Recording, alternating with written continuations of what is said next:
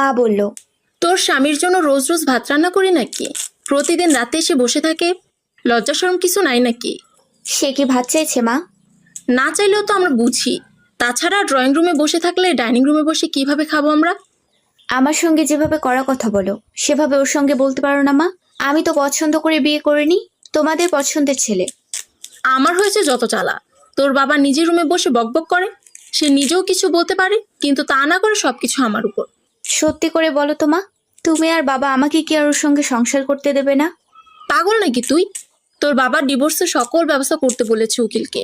তাহলে কি আমি ওর সামনে গিয়ে আজকে সরাসরি বলে দেব যে আর কোনোদিন যেন আমাদের বাড়িতে না আসে? তার ডিভোর্স পেপার সে বাসায় পেয়ে যাবে। বলবো মা? পারবে শাকিলা? সেটাই বলে দে। প্রতিদিন আর সহ্য করতে পারি না। ঠিক আছে, যাচ্ছি আমি। ড্রয়িং রুমে বসে বসে সকালবেলার পুরনো পত্রিকা খুলে পড়ছে সাজ্জাদ, আমার স্বামী। আমি তার সামনে যেতেই সে দাঁড়িয়ে গেল। বাসা থেকে চলে আসার পর এটাই আমাদের প্রথম দেখা। সেটি প্রতিদিন আসে, কিন্তু আমি কোনোদিন সামনে আসিনি। সেই চেহারা নেই, চোখগুলো কেমন কোটরে ঢুকে গেছে, সম্পূর্ণ পোশাক যেন অন্যরকম। এভাবে এর আগে কখনো দেখিনি ওকে। আমি বসতে বসতে বললাম, কেমন আছো? ভালো। চা নাস্তা করা হয়েছে? শুধু চা দিয়েছিল।